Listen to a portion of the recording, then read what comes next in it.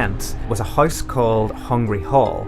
Really, really old house. And I was staying in essentially the oldest part of the house. And the room, the height of the door as you walked into the room was really, really low. So you had to sort of dip your head in, and it was sort of crooked windows and things like that. There was one night where I was lying, wide awake, couldn't get to sleep. And something like brushed past my face as if someone's walking past you. And then as I was lying there with my head on the pillow, there was a knock on the wall by my head. This happened, 40 years ago when I was a student in a residential hall way out into the country, and I was sharing a room with two other people. And we decided to have a séance. Somebody's been given a séance board. We're playing away at this, and it spells out at the window. And we all look at the windows, and a kind of little shiver went through us all. About 2 o'clock that morning, middle of the night, I woke up suddenly. I heard this whistling straight above my head. And it was the whistling of giant, leather wings. So, when I was 17, I started working in what was originally called Mary Burrell Lunatic Asylum. And it was a mental hospital, essentially built in the 1800s. So horrific things happened there. And it was a bank holiday Monday, and it had snowed. I don't know why I still remember that. But I was stood outside having a cigarette, and I looked up, and on the 3rd floor, there was just a woman in a window. She was wearing a white gown, and she had long dark hair. And while it sounds really stupid, she didn't really have any discernible features, except for her eyes. And the really weird thing was that we made eye contact, and she sort of drifted away to the left. Ghosts. From a figure in a white sheet to the Headless Horseman. From cartoons to blockbuster films. Ghosts have entertained, enthralled and fascinated us since the 1st century and beyond. But what are they, and why are they here? To help answer some of these questions, I've spoken to experts up and down the country. But first things first, let me introduce myself. My name's Robbie, and about 15 years ago, I had a ghostly experience of my own. Let me tell you what happened. So it's 2 o'clock in the morning, and me and my then girlfriend are driving home in my car after a party. We had the radio on because she was pretty tired, so we wasn't really talking. Now, to get to my house, I went through this village. Now, I've been through this village 1,000 times, day and night, and nothing unusual really happened. And at the end of the village, on the right-hand side, there's a church built in Norman times, so it's fair to say it's been there a really long while. Running along the length of the church is a wall made of stone, which is about 4 foot high, with a gap at one end for obviously people to come in and out. Now, the road itself had speed humps, and had streetlights all the way along each side of it, so it's fairly well lit as well. And at the time I had a Rover Metro car, which wasn't a very big car, so I had to slow down for the speed humps, and I was going about, 10 miles an hour. Now I spotted walking along the church wall a guy, and he had dark hair, dark jacket, blue jeans and white trainers. Now it was night time, but I could see him really well, and I remember thinking that at the time. And eventually when I got level to where he was, I turned and he wasn't there. Now, I was watching him the whole way, because obviously I didn't know if he was drunk or if he was lost or whatever, as it was 2 o'clock in the morning. But when my bumper hit where he would have been, he absolutely disappeared. And I looked in my mirror just in case he was tying up his shoes or he jumped over the fence, but he just wasn't there. So I said out loud, "Oh." And my then girlfriend said, "You saw him as well, didn't you?" And I said, "Saw who?" And she said, the guy. And I said, "Describe the guy." And she said he had dark hair, black jacket, blue jeans, white trainers. And I said, "Where did he go?" And she said, "He didn't go anywhere, he just disappeared." And I said, "What do you mean he disappeared?" She said, "Like a light being switched off, he just disappeared." And I said, "Where did he go?" And she kept saying, "He didn't go anywhere, he didn't go anywhere." And I was like, "Oh, alright." And she said, just drive, we've got to go home." Anyway, once we got home, my girlfriend at the time was completely shaken up, and we had to have the lights on all night, and it took her a good couple of weeks to get over what happened. Now, I don't believe in ghosts, but I know what I saw, and I can't explain it. And that's why I've made this documentary. So please join me as we look into the world of ghosts.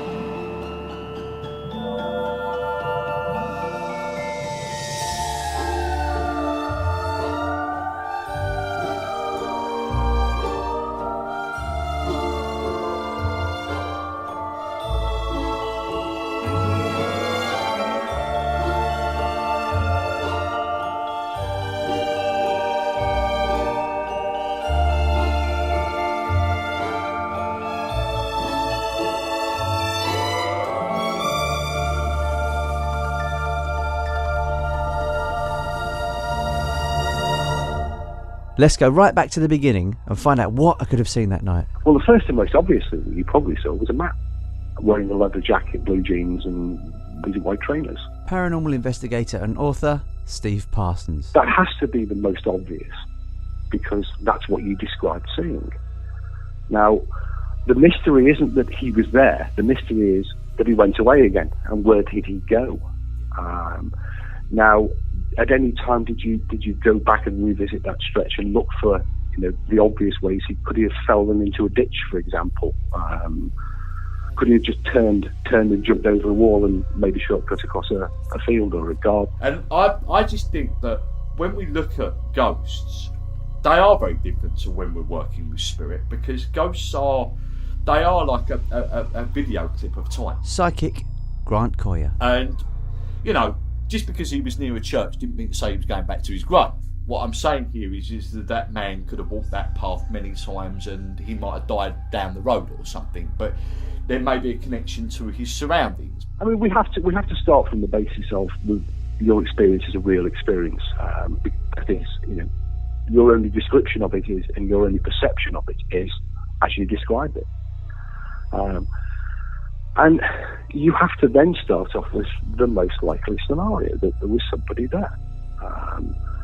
And if there was somebody there, the question is, how were they not there?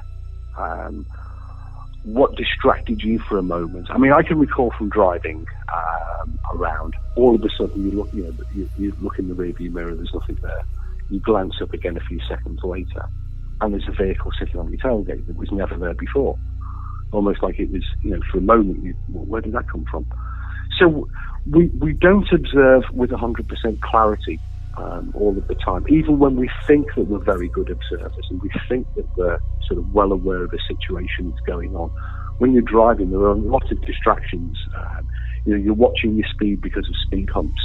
You're watching your full 360 degrees, and it would only take a matter of seconds for you to be glancing at your speedometer, perhaps glancing at one of your mirrors.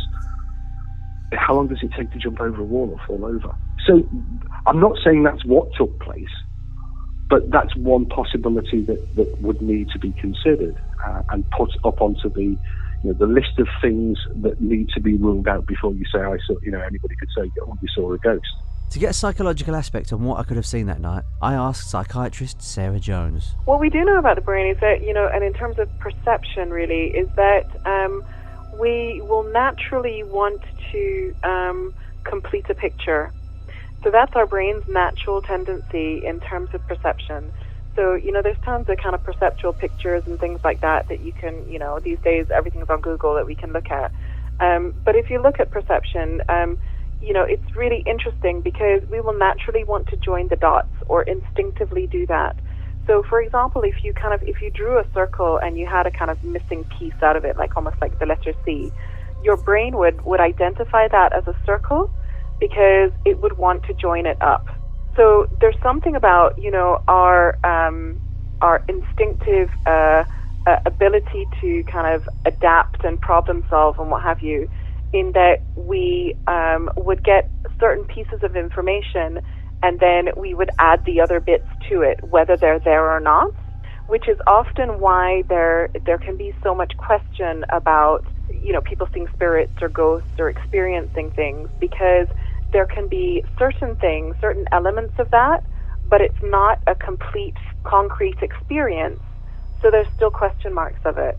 But it forms a very concrete picture in the mind. But I do feel that it all depends on the time of when something happens, the particular area of where you were, what light you were standing in, what it was that was making that energy of an apparition show.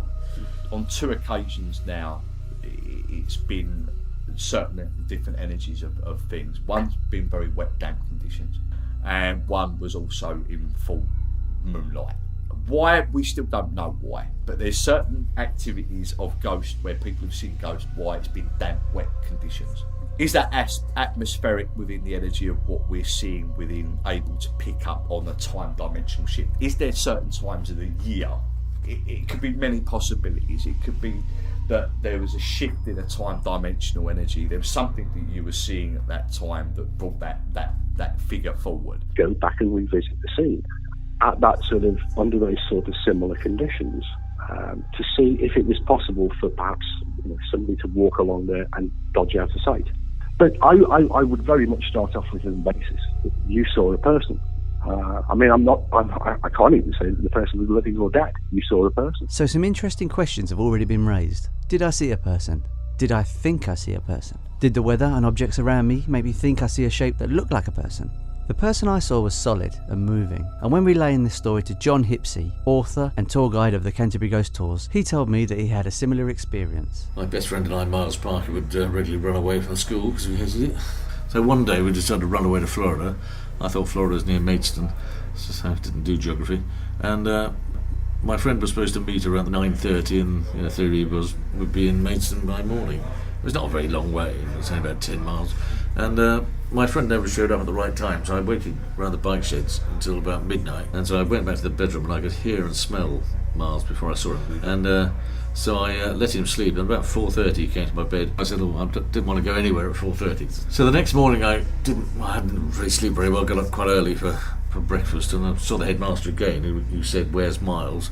And I said, "He's having a lie-in." I don't want to say he'd run away to Florida, because I'm not a snitch.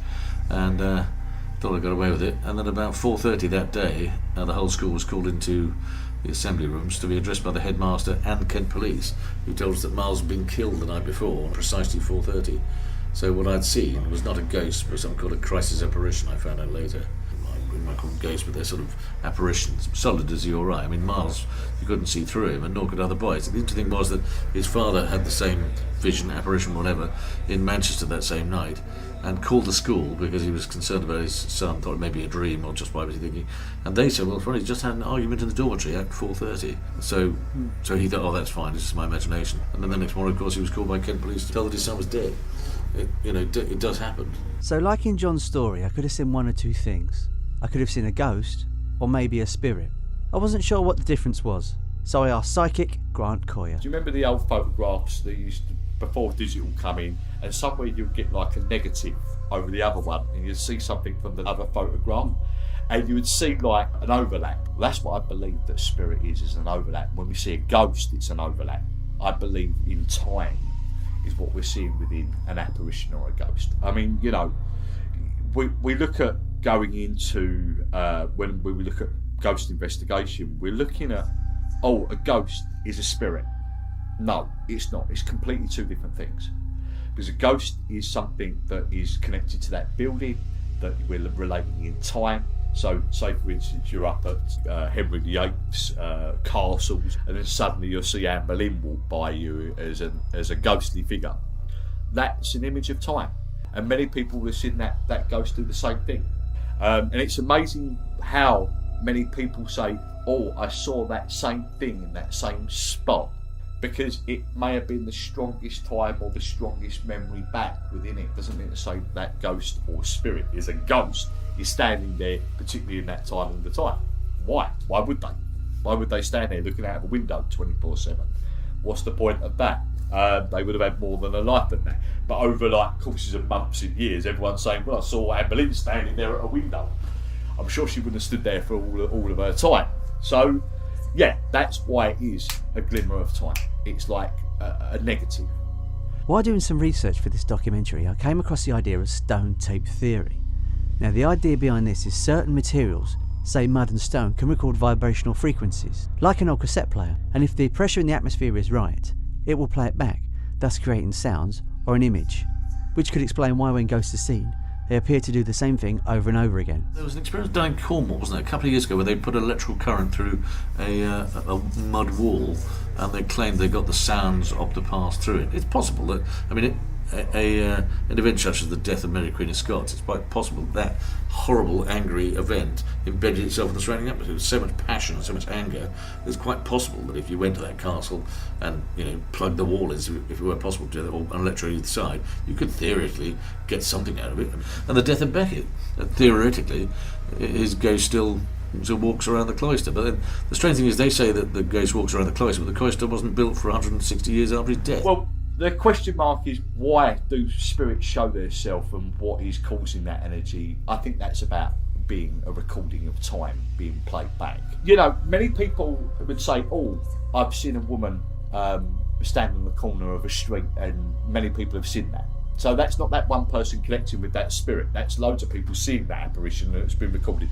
A bit like Bluebell Hill, everyone sees the bride halfway up. You know, there's a petrol garage as you're driving up on the right-hand side. You go over there, there's a cemetery down that way. And apparently she was jilted at the altar. She ran up and she was killed. She ran into the road and all in hysterics, and she died. And everybody sees her. It's certain times of the year. Maybe again, is this atmospheric? Is it a time when we are maybe not really concentrating, and maybe we're not fully aware of what's going on around us, and we are slightly at a daze? Maybe our mind is shifting, and everything crosses at a right time for it to happen. So did I see an apparition repeating itself over and over and over again, or was that experience tailored just for me? I asked paranormal investigator and ghost hunter Steve Parsons, how would this be professionally investigated? Well, first thing is we never set out to prove or disprove anything, because effectively we can't. What we can do is to try to understand your experience. We weren't there. You had that experience. We're playing catch up. So we have to take what you say at face value, because for you, whatever your experience was a real experience. It's rather like in medicine, when a patient describes how much pain they're in, there is no way of measuring that pain. The doctor is entirely reliant upon the pain scale, which is a scale from 0 to 10 or 1 to 10. What is excruciatingly painful for you might be, a flesh wound for somebody else. Rather like with the paranormal, we weren't there when you had your experience, or wherever you were in your haunted house. So the only information we have to go on at that early stage is your testimony, your subjective experience, your account of what took place. What we can then seek to do is to test that claim.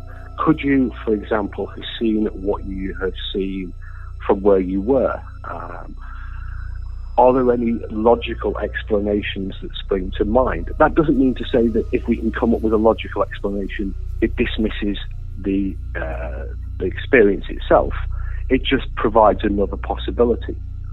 Once we've come up with some ideas, we can then perhaps test them. So, for example, if we believe it might be neighbours, or it might be plumbing, or it might be buildings settling, or a whole raft of other potentials, what we can do is we can be there at the same sort of time, under the same sort of conditions that you had your original experience, in the hope of experiencing them for ourselves, being able to record that event and trying to understand more about it. So it's never been about debunking. It's never been about proving the existence of the paranormal. I mean, both of which are phenomenally difficult to do. We can never prove the paranormal simply because we don't know what it is. For ghost hunter and paranormal investigator Steve Parsons, seeing a ghost or something unusual is just a walk in the park. But what about the average person? I asked Sarah Jones, what can the psychological effects of seeing a ghost do to a person? The body would kind of kick into this kind of adrenaline response, if you like, this fight or flight response, as though you're responding to a threat. So that's what would kick in with the body. People will experience that this is unexpected or out of the blue, just not associated to anything else. So it's kind of like that shock factor as well. The symptoms, the physiological symptoms that you describe your girlfriend having of, fear of kind of shaking and being frightened, or it could be sweaty for some people, or feeling nauseous, those are also symptoms that you would have if you were in shock. So after a few days, the event became something to tell my friends and family about, and to me it was mysterious and wonderful. But my then girlfriend, who was with me in the car at the time of the experience, had a much more difficult time processing what happened. For many weeks she had to sleep with the lights on. She wouldn't be by herself in or outside the house, and she would unexpectedly start crying. I asked Sarah Jones, how would these symptoms have been treated? If one experienced it as being significantly traumatic, then potentially you could have a kind of like a post-traumatic stress effect, which would be kind of the long-term anxiety and flashbacks and kind of recalling the event and maybe, avoiding it. So we would associate that diagnosis would be post-traumatic stress, because usually it's associated, or it would be associated, with having a traumatic experience.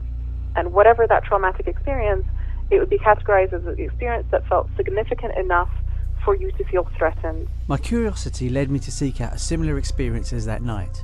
John Hipsey of Canterbury Ghost Tours very kindly took me on a tour one dark evening to tell me the stories he's heard over the years.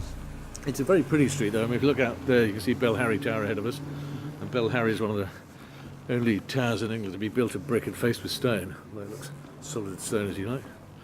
Then on the other side of the street, we've got Tiny Tim's. From here, you can see, looking through there, you can see the original windows at the back. There's a medieval property.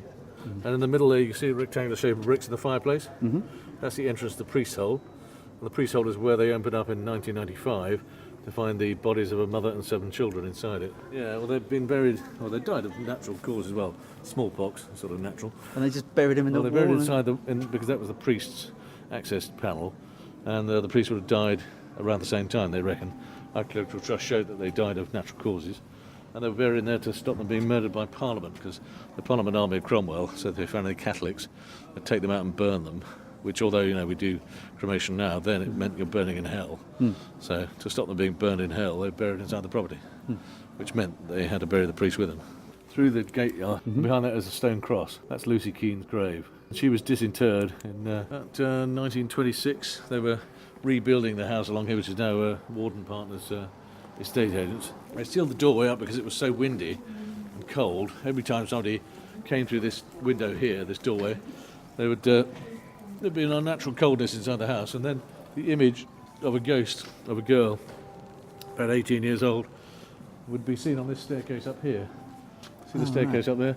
And if you look, you see there's a ceiling leaning across it. Well, the ceiling was from the middle of the 16th century, or 17th century, sealed up. So this was the exit to the priest's hole. And they sealed it up to keep the priest in. And then from about 1700 till 1926, this ghost was seen on this staircase, but only when somebody walked through this doorway. And when they were sealing up the doorway, they found the remains of a gravestone down here. But when they removed the gravestone down here, they found the remains of a little girl with the remains of a linen collar and a grey smock. She was called the Quaker Girl, but then everybody around that period was sort of Quaker, sort of Puritan type creature. And the back of the skull was missing, suggesting an execution of some kind. But buried in consecrated ground, so it's possible that she was might have been accused of witchcraft and then found wanting. There's quite a lot of witch burnings around that time. And then reburied in consecrated ground. This church of St Margaret, if you stand by now, I know. You see the vent hole on the side here, filled with chewing gum and everything. That vent hole takes down to the cellars beneath, the crypt. And the crypt was first built around 1408. And in 1408 there was a cholera epidemic in the city, which there were so many dead there weren't enough living to take the dead out of the city, so they buried in the city churches, and this is one of the big pits, cholera pits. So it's underneath where we're standing, is it? Yeah, well it's under the church, the altar bit, and St Margaret, as you probably know, is the female version of St George, patron saint day, similar sort of period, and in the 1970s a group of people called Vandals came here, lovely law-abiding citizens. They came here and the vicar wouldn't give them a key to the church, oddly. So they broke into the back door. They basically stood on the slab while hitting it with a couple of sledgehammers, which is never a good idea. It did say in Latin, "Do not break the Holy Seal on pain of death." But you careful as you go. Basically, when they broke the slab, they fell 49 feet into the void. It's one of the demon's vaults in England, this one. And their cries for help were ignored by local people for 3 days and 3 nights. They found themselves in the vault. Eventually they were rescued. Then ingested smallpox bacillus and cholera bacillus from the corpses surrounding them. They'd broken their legs and their back in the fall, but water or moisture dripped on top of them. I think they must have assumed there was a sprinkler system built in 1408 that allowed them, to be special watered. But what they were ingesting was vitreous humour, eyes of corpses. They started to leak. The temperature inside the pit, we know before they went in, was roughly around 1 degree centigrade. Humidity was 0. It's a dry pit. And as they broke the cast, top head, the temperature went up and so the humidity. So they ingested bacillus, and they died 2 weeks later of smallpox. Walking down a dark high street and hearing the stories certainly sets the mood. And John was telling me that his ghost tours are busy every evening. So every day people are coming to be scared and entertained at the same time. But why do some of us find it amusing and some of us find it frightening? I asked Sarah Jones, why are we frightened of ghosts? I suppose I would say it's the unknown that would come to my mind as the kind of the most common answer to that. I think as a species we find security and comfort in something that we know. So I think, we quite like things that we can touch and feel and see and experience, and we find kind of comfort in that. So, often, for example, within my psychotherapy practice, I often see people with anxiety, with depression, with post-traumatic stress, with a lot of psychological disorders, if you like, that often are brought about by a feeling of lack of control and not knowing. So not knowing what's happened or why that's happened. So a bit like what you're describing, little elements of that, if you like, you're describing a little element of that, this kind of wondering of, but why? And I think often that is very fear-inducing. So it can often leave one feeling quite insecure, that my logical mind can't make sense of it. So I find it difficult to feel comfortable with that. I was curious to find out that if I'd seen the ghost of somebody I recognised, say an old family member or friend, would the experience be more frightening or more comforting?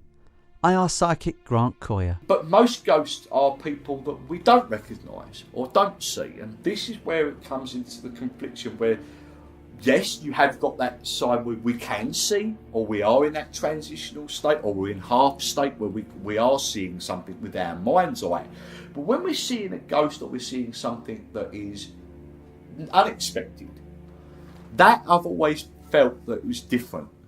It's different. It's a caught in time feel, and that's the way I can sort of explain the two differences within it. And we are all open to the energy of what we see as a time thing. It's a bit like deja vu. Think of deja vu, but now think of it as seeing something within a deja vu. Ghost is different because it's a reflection of time. It's something we see.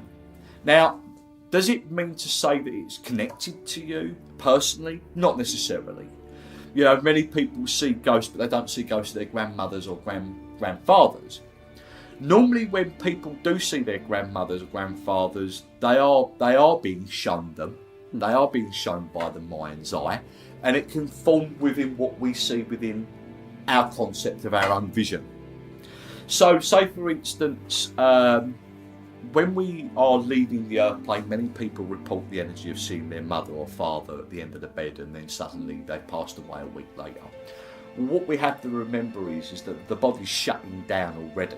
We're already transitioning because the body's preparing us to leave. So we're half out of that state already. So that's why we're seeing the energy of our father or our grandmother or whatever coming to greet us to take us to the other side. So we feel comfortable within that transition.